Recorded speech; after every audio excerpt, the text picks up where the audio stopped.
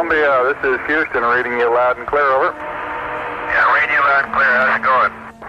Oh, it's beautiful, Mike, it really is. They've got the flag up now, and you can see the stars and stripes. Beautiful, just beautiful.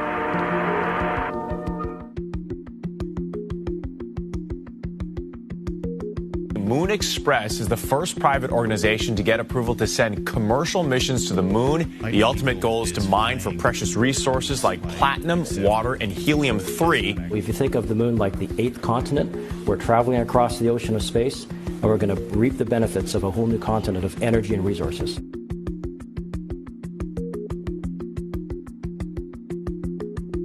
Where there are people, there are going to be disputes. And where there are disputes, thankfully, they're going to need more lawyers.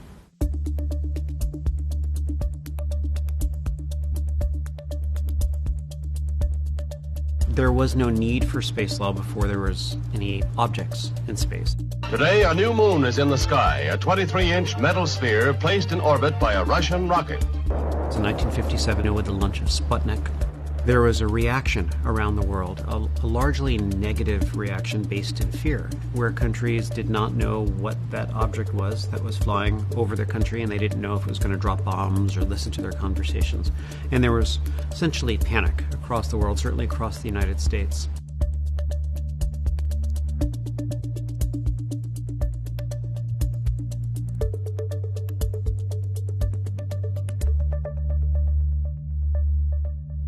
So far, 31 nations have joined in the treaty. The Russian ambassador, Philip Kaiser for America.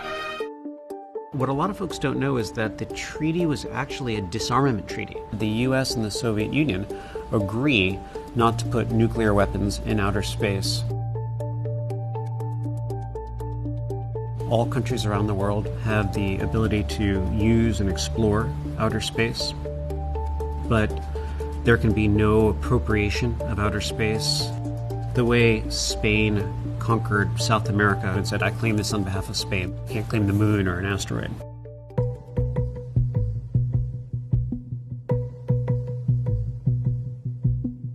There are three issues that are really new in outer space. One has to do with commercial actors in outer space. SpaceX's ultimate goal seems to be to get people onto Mars as soon as possible. They weren't really envisioned significantly in 1967, although they were addressed. Outer space debris or space junk, that's a big and current issue that needs to be looked at in light of the treaties. And the third one has to do with asteroid mining or using resources in outer space.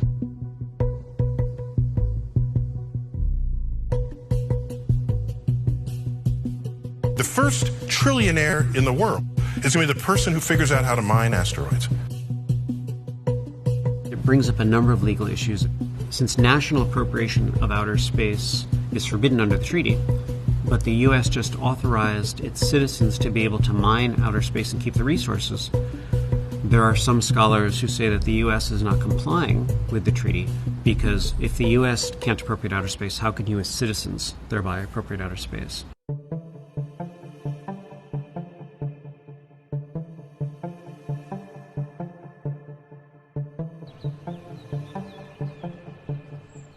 Good afternoon, Madam President, Your Excellencies, and may it please the Court.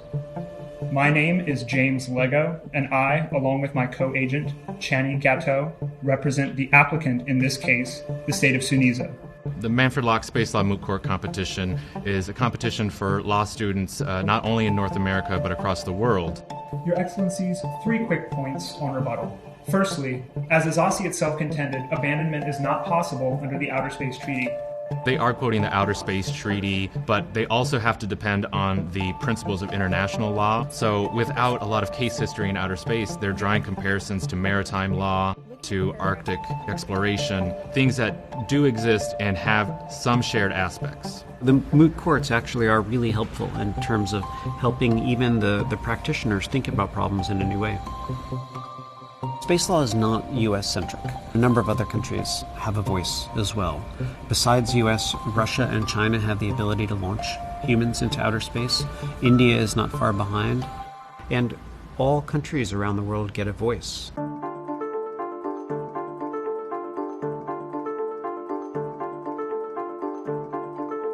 everything we do day to day depends on space. I mean, the amount of space technology in our phones and on our persons, you can't buy a hamburger at the restaurant without, using a satellite in space to pay for it. And space is only going to become increasingly important. So for a new attorney who's going into space law, it's the opportunity where you could actually make law. It is really unformed potential. And it gives people of all sorts of backgrounds an opportunity to think, well, if I could extend humanity into outer space and also be able to rewrite the rules, what would I do?